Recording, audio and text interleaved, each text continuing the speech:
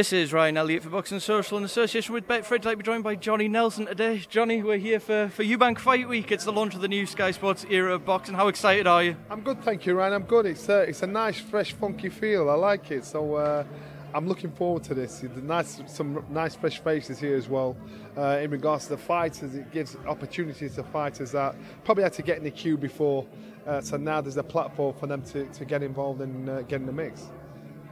Notably, there are a lot of fighters on this bill that may have struggled for opportunities, like Richard Riakpo, David Avanesian. How healthy a time is this for British boxing? Listen, if you're a fighter, it's the best time to be boxing. I'm so envious of them. If you're a fight fan, it's the best time to be a fight fan because you've got so many different platforms to access fighters. You've got so many chances to follow your fighters, to think, right, I think that's going to be my man or my woman. You know, it's just a great time to be involved. Chris Eubank Jr. does headline. Sven Elbier out, Muratov in. He is ranked by the WBA. How much have you seen of him since this rearrangement was sort of made public? Rearrangement, I've not seen much of him. I've read up a lot on him, and I'm thinking, you know what, you've got that position for a reason. It's okay for us to criticise the WBA, the ones that have got to justify putting someone in their numbered position. So he's actually on paper. This is actually on paper. He's a tougher ass for someone to step in. He's coming off a win 2 weeks ago. So again, it's not that he won't be fit because we're supposed to fight next week anyway. So there's no excuses. And Chris does his job right, then he's established himself with the WBA to say, right, this is the guy you put as number 7, I think it is. So and this is what I've just done with him. Chris has the platform here. He's going to be one of the poster boys of Sky Sports, so to speak. He's one of the big names announced as part of that lineup. He's been on the hunt for a big fight for a while now. How important is it that he not only wins on Saturday, but looks good as well? I think a big fight is imminent. I think a big fight's going to happen regardless, as long as he wins. and so for Chris, he just has to do what he's doing, be himself, keep winning. The big fights will fall into place. A lot of the belts are going to be tied up at 160 and 168. You say big fights coming. What fight would you like to see for him beyond this, and what do you think it will be as well? Well, there was fights he was talking before, which would still be interesting against Triple G. You know, those fights are there. You know, fights like that are definitely still there. And I think that's the one you'd probably aim towards, realistically. Oh, of course, Billy Joe's talking about jumping in the mix with him. Realistically, could I see that happening? No. For various reasons, but I think the Triple G one's the one he's aiming towards.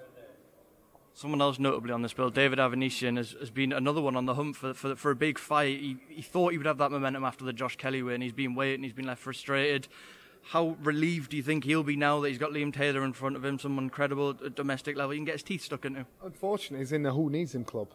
He's avoided, probably one of the most avoided fighters currently in this side of the world because he's a handful. Unfortunately, he's in that Who Needs Him club. I used to be in that club. And so people are thinking, if there's a way around you, I'll take it. I know you're a tough fighter. I'm not saying I win or lose to you. What I'm saying is I'm going to take an easier option. So Avanesian, he's that fighter. So yes, the option's there for him to get in the mix and kick the door down. So people have to pay attention to him, and that's what he's done. Johnny, just to go back to the weekend, we were both at Tottenham. We witnessed Alexander Usyk dethrone Anthony Joshua. Just to go back to that night, your thoughts on the fight now? You've sort of looked back and reflected how good was Alexander Usyk as well? Usyk was good. AJ, the way he fought, made it easy for Usyk because he tried to fight Usyk at his own game. And it was a calculated gamble on AJ's part, thinking, you know what, I'm going to do what nobody expects me to do. This is my assumption. I think AJ, in the rematch, he needs to do what he does. Use his reach, use his weight, use his punch power, be raw, and make him feel like he's in the ring with a heavyweight. Because as I said before, that the fight on Saturday was less physically taxing for Usyk than the fight against Derek Chisora. And Derek Chisora used his brute strength and natural weight to put him under that kind of pressure. Now, no disrespect to Derek, but I think AJ is a step above Derek. But he has the power, punch power, that clean work to be able to bully him, lean on him, and make him feel like he's in the ring with a heavyweight. But he tried to box a southpaw boxer, boxing, and so again, it's a gamble. It's a calculated gamble which he lost. In the build-up, there's a lot of people talking about how hard it is to find sparring to prepare for someone like Alexander Usyk, someone so unique. I think Joshua had Wadi Camacho and Dion Juma in camp.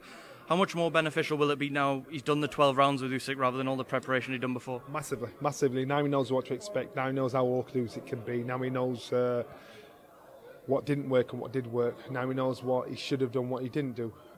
So he's got a bite at his cherry again. So do not be surprised if he becomes a world champion at 3 times on three occasions, 3 different occasions, because he can't do it. It's a case of what game plan he implements in this fight. And you know what? This is going to be a bigger shout and a bigger backlash in regards to saying he'll beat Ruiz 1,000%. AJ has the ability if he applies the right ability. He was totally outboxed on Saturday night because he tried to fight fire with his fire instead of using his own fire. If AJ goes in and uses what he has, then we can see a different result. You mentioned it there. Joshua's been here before the Ruiz fight. He was stopped in that fight and beaten up towards the end. This fight, as you mentioned, he was outboxed. Do you think this will be harder or easier to process than the Ruiz loss? No, not at all. It was clear. He got out before. He got out thought. He got outfoxed. So you're going to think, well, that didn't work for me. So let's fight my fight. So you tell me, would it be the same result if Usyk stood there and tried to fight like a heavyweight against him? No, I don't think it would have been. But AJ was champion and went in there with a challenger's mentality to say, I'm fighting your fight. He's champion. And so there's a lot of lessons to be learned, and there's a lot of wounds to be licked in regards to emotionally and pride-wise and things like that. But I do think that AJ, picking the right tactics, could pull off the win, and I'll stick to that. I wanted to ask about Lawrence Okoli, obviously champion Euro Division, WBO Cruiserweight champion. We saw him defend his title in relatively easy fashion. Is he ready for Amaris Paredes now? Yeah, without a doubt. He cleans up the division, without a doubt. I've never been so sure of somebody cleaning up a division as I have been with Lawrence Okoli. And Lawrence Okoli is nowhere near the finished article. There's nobody at Cruiserweight I doubt him getting in with. I think this boy can clean up and, if he wants, step up. I was going to ask you about that. He has made no secret of the fact he will eventually go up to heavyweight. How much of a handful will he be up there? He's so big for a cruiserweight. Well, as I said, most good cruiserweights can beat most heavyweights until you get to top tier. You've got the speed, you've got the movement, you've got the punch power to stop them in the tracks, not put them down, to stop them in the tracks, and you've got the energy levels. And so Lawrence has that. And so with doing that, stepping up to heavyweight, he'll beat most heavyweights, because he has that about him. And maybe he'll be at that point until he actually fills out and he's got that concussive knockout punch to get rid of the heavyweights as well. Johnny, someone on the undercard that came under a lot of scrutiny very early in his career, Campbell Hatton. Very fortunate to get that decision on Saturday night, but he has had an incredible amount of backlash since. As always, when you carry that name, there comes a certain expectation. It's the same thing Chris Eubank went through, same thing Conor Benn's gone through as well. What would your advice be to Campbell Hatton after what I'm sure was quite a difficult few days to process? Head down, hard hat on, go back to the drawing board, get the job done. This comes with the territory. You're going to get your lovers, you're going to get your haters. Regardless of the decision, he had the gypsies warning there. He got a touch of the green there, and so now make sure it doesn't happen again. And make sure you tick every box. I think decisions like that will make him decide how much he wants it. We saw Conor Benn before in fights there. It was nip and tuck and he was put down, and it made him go back and think, am I good enough to do this? Do I really want this? Now Campbell's in the same position. He doesn't need it. He doesn't need the stick. This kid's born with a silver spoon in his mouth. He doesn't need the stick, so he's got to decide how much he wants it or not. And if he really wants it, he's going to put himself in line of fire again. Next weekend, Fury Wilder 3. We turn our attention over at that next week. We had a Zoom call with Tyson Fury last night. He's in very good spirits. But for Deontay Wilder, though, there seems to have been a lot of emphasis on the fact he's going to try and attack the body this time. What can he do differently to change what we saw last time?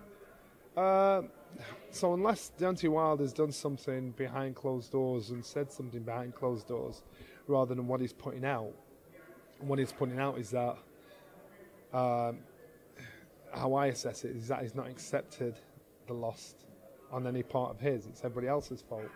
So if he understands why he lost and he accepts that deep down, what can he change? He's got to jump on Tyson Fury from the off. And I mean, get down and dirty and just hope to land one of those shots and hurt him. Don't be trying to outbox Tyson Fury, because Tyson Fury will wait for you to get tired and peppy and beat you up. So what Wilder has to do is he has to do a Hagler Hearns, just for 3 rounds, just fuck this. That's what he has to do, and hope in that time he hurts and clips and puts Tyson Fury on the back foot. Because if he doesn't, as Tyson Fury said, the same thing's going to happen all over again.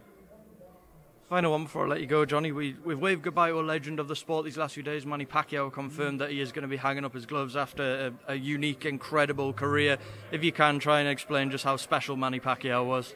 Manny Pacquiao, in and out of the ring, was a very special gentleman, respected in and out of the ring. I went to the Philippines once, and this guy is like a god there. He's like Robin Hood. The kids on the street, everybody knew who he was. And everybody wanted to be him. Everyone wanted to have their hair like him. Everyone wanted to be something like him. And he's running for Congress at the moment and hoping to be the president of the country. And he's got a good chance of pulling it off. And because what he's done with his own private money to help people in the community, in his country, is mad. It's second to none. As a fighter, this guy, he was consumed, obsessed with fighting, and he'd beat you up and want to shake your hand and make sure you're all right afterwards. There's never a time when I've seen him have to be nasty or get in your face before a fight. It's a sport. That's just how it is. And if any of those things don't work out, he can always go on be a karaoke singer, because he's got that common touch, and I think what he's achieved will probably never be matched again in my lifetime anyway. So I think Manny Pacquiao, I think he did the right thing, stepped out at the right time, and so good luck to anything he does in the future. Johnny Nelson, thank you very much for speaking at Boxing Social.